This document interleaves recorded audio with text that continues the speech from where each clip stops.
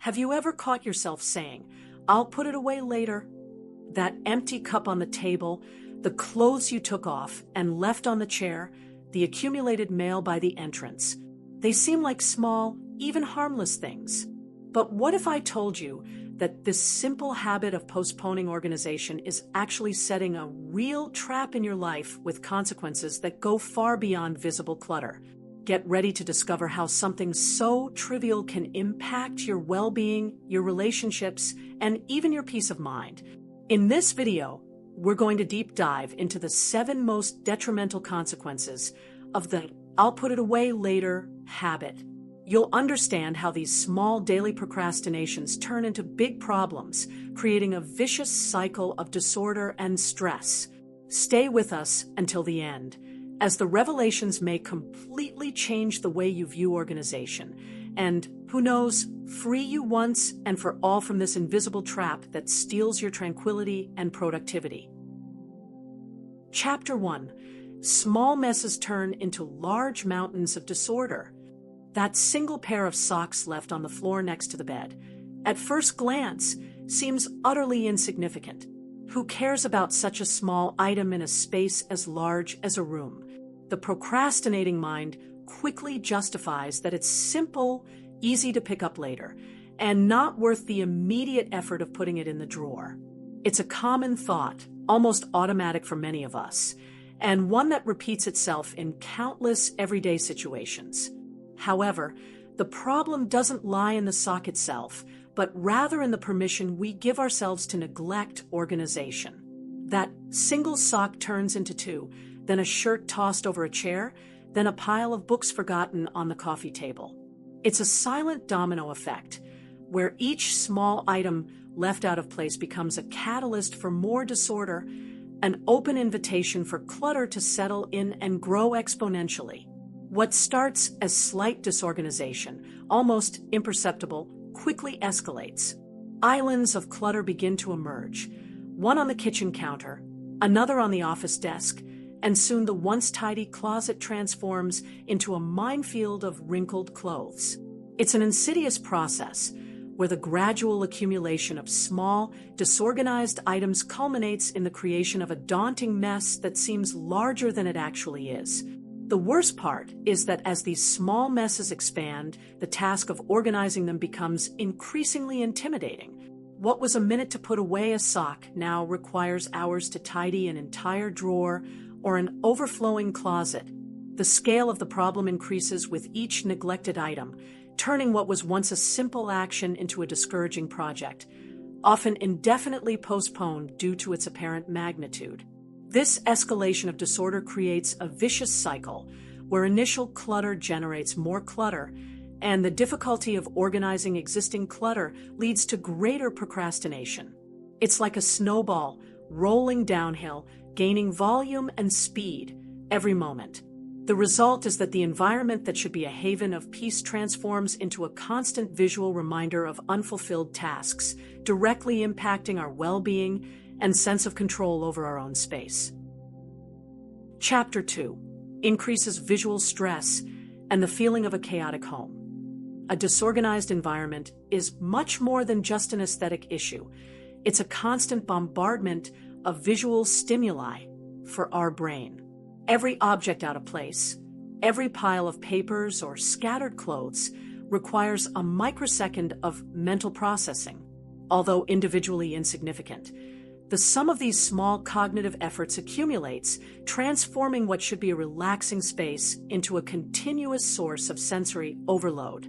This visual overload doesn't just manifest as a fleeting annoyance. It translates into a real increase in perceived stress. Our minds seek order and predictability, and when the environment around us is in a constant state of chaos, it struggles to find a point of balance.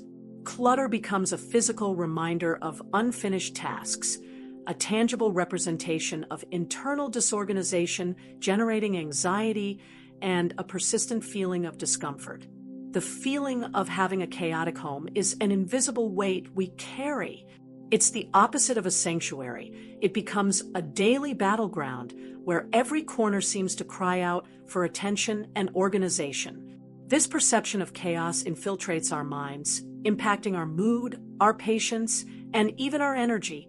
Instead of feeling refreshed upon arriving home, we are greeted by an oppressive atmosphere that drains our vitality. Visual disorder directly compromises our ability to relax. Imagine trying to meditate in a room where piles of things compete for your attention, or reading a book in a room with objects scattered everywhere. The brain, constantly processing the tangle of visual information, finds it difficult to disconnect and enter a state of tranquility, transforming the home from a refuge into a generator of agitation. Ultimately, visual stress and the feeling of chaos at home steal our inner peace. The environment that should be our safe harbor, where we recharge our energies and find serenity, becomes an obstacle. Disorganization, in this sense, is not just a physical problem, but a significant barrier to mental well-being, undermining our ability to find calm and clarity in our own home. Chapter 3 makes cleaning difficult, as you first need to organize before cleaning. The idea of efficient cleaning often collides with the reality of existing clutter. To clean a surface, whether a table, a counter, or the floor, the indispensable first step is to remove all objects present. Those accumulated papers, out-of-place books, or scattered toys become physical barriers that prevent direct cleaning action, turning a simple task into a challenge. This preliminary organization step, which should be quick and routine, ends up extending and becoming a considerable obstacle. Instead of simply grabbing a cloth and cleaning, the person finds themselves involved in a mini transformation of the space, putting each item in its proper place, lifting objects to vacuum or sweep. All of this consumes precious time and energy that could be directly allocated to sanitization. The result is a clear disincentive to clean. If every time you decide to clean you first have to embark on an organization journey, the tendency is to postpone the task entirely. The added complexity makes cleaning seem more tiring and time-consuming than it actually is, pushing it into an uncertain future where the mess will only have grown and the demotivation will be even greater.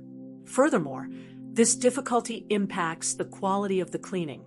Often, in a hurry or due to lack of time, organization is done superficially, or cleaning is performed only in the free areas.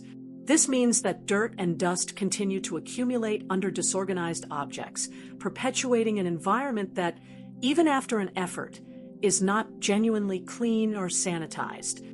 Ultimately, the habit of postponing organization creates a psychological and practical barrier to maintaining a clean environment.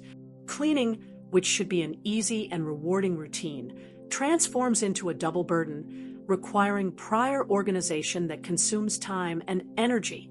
This negative interdependence between clutter and cleaning results in homes that rarely achieve their full potential for hygiene and well-being, keeping us trapped in the "I'll put it away later" trap. Chapter 4 makes you temporarily lose important objects.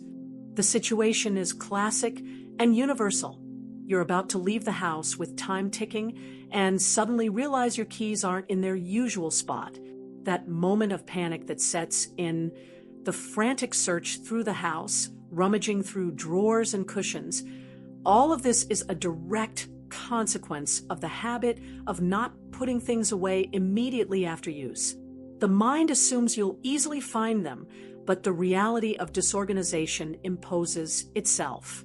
Everyday and essential objects, such as keys, glasses, wallets, or even important documents, are often the silent victims of this procrastination.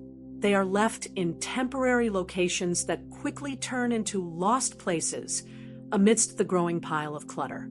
The convenience of a quick discard transforms into a high cost of time and frustration in the search for the essential item. The time lost searching for these objects is a valuable resource that will never be recovered. What would be a few seconds to hang the keys on the hook or put the glasses in their case transforms into precious minutes of delay, stress, and often an impact on important commitments.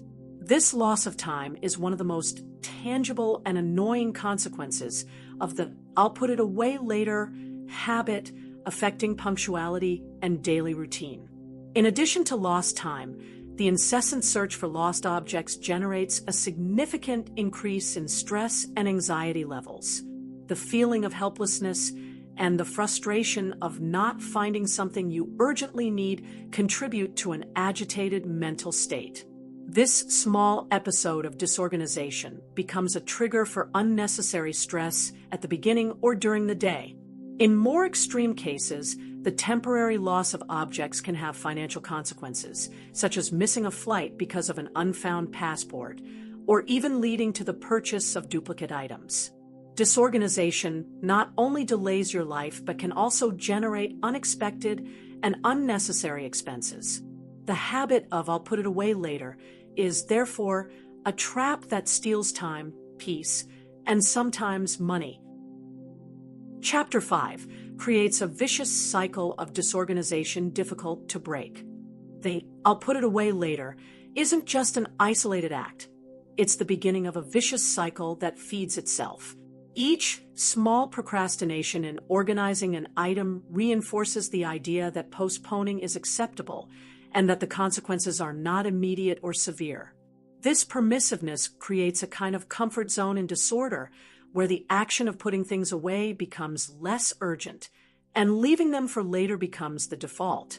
As clutter accumulates, the task of organizing it grows in proportion and complexity. What was a 1-minute action to put away a single piece of clothing now requires an hour to fold and tidy an entire pile of laundry. The mind, when faced with this mountain of disorder, feels overwhelmed, and the demotivation to start the organization work sets in, making the task even more difficult. This demotivation leads to more procrastination. "It's too much to tidy now. I don't have time for this. I'll leave it for the weekend." These are common phrases that arise at this stage. The act of postponing becomes the apparent solution to the overload, but in reality, it only perpetuates the problem, ensuring that in the future the task will be even bigger and more intimidating, closing the cycle. The cycle deepens because disorganization generates more disorganization. Cluttered environments make it difficult to find things, causing more items to be taken out of their places and not returned. Surfaces occupied with clutter force you to create new piles elsewhere, spreading disorder to more areas of the house. It's a chain reaction where every act of not putting things away contributes to an escalation of disorganization. Breaking this cycle requires conscious and intentional effort. Each time you postpone, the habit of disorganizing strengthens, becoming harder to reverse. Recognizing that "I'll put it away later" is the seed of a bigger problem is the first step to interrupting this negative spiral and starting to build an environment of order and well-being instead of drowning in chronic disorganization. Chapter 6 can lead to friction with other household members. Living in a shared environment means that one person's actions affect others. The "I'll put it away later" habit of one person can quickly become a source of irritation and frustration for other household members. That wet towel left on the bed, shoes scattered by the entrance, or dirty dishes accumulating in the sink are small acts that, when added up, create fertile ground for misunderstandings and conflicts. One person's disorganization directly impacts the quality of life of others. A cluttered environment can prevent a resident from finding their own belongings, unfairly occupy common spaces, or simply create an atmosphere of chaos that affects everyone's well-being. The perception that someone else's disorder is invading one's own space and comfort is a powerful trigger for resentment. Often, friction arises from the feeling that responsibility for organization is not being shared equitably. If one person constantly postpones their tidying tasks, the tendency is for another resident to feel obligated to do it or to live with the mess. This unequal burden of household chores, imposed by one person's procrastination, is a common cause of arguments and accusations. Conversations about clutter can easily escalate from a request for organization to an interpersonal conflict. What starts as a "please put your things away" can quickly turn into "you never help me" or "this house is always a mess because of you." Disorder becomes a symbol of lack of respect, consideration, or effort, deepening fissures in relationships. In extreme cases, the chronic habit of disorganization can undermine household harmony and even lead to estrangement between residents. The home, which should be a place of welcome and peace, transforms into a silent battlefield, where clutter becomes the common enemy that erodes bonds. Recognizing the impact of one's own disorganization on relationships is crucial for maintaining peace and mutual respect.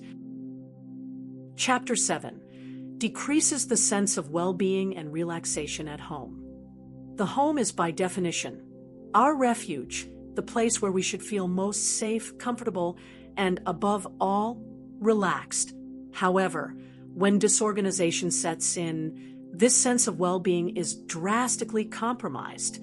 The sight of piles of things, misplaced objects, and a chaotic environment acts as a constant reminder of unfulfilled tasks, stealing the peace your space should provide. Clutter has a direct impact on our state of mind. Instead of feeling a wave of relief upon arriving home after a long day, we are greeted by an atmosphere that demands more from us. The mind subconsciously processes the disorder, generating a subtle yet persistent feeling of agitation and restlessness, making it impossible to switch off and recharge effectively.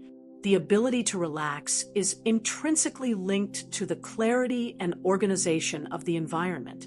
It's difficult to meditate, read a book, or simply enjoy a moment of silence when every corner of the house seems to cry out for attention. Visual disorder prevents the brain from calming down, creating a mental noise that competes with any attempt at tranquility, transforming the home from a sanctuary into a source of stress.